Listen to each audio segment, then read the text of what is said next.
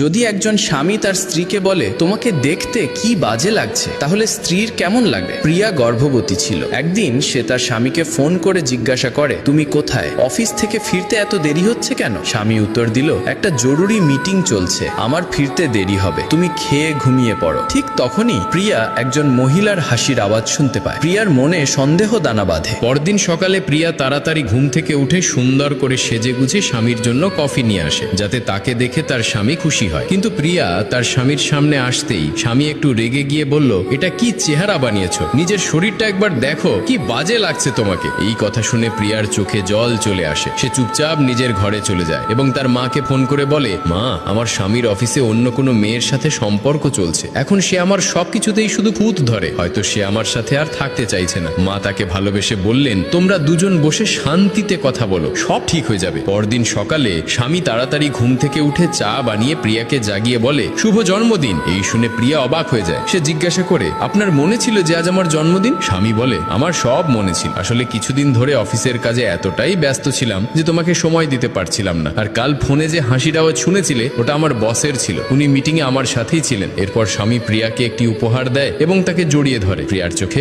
আনন্দের অশ্রু বেরিয়ে আসে। বন্ধুরা, আপনারা কি মনে করেন, সন্দেহ সম্পর্ককে বাঁচায় নাকি ভেঙে দেয়?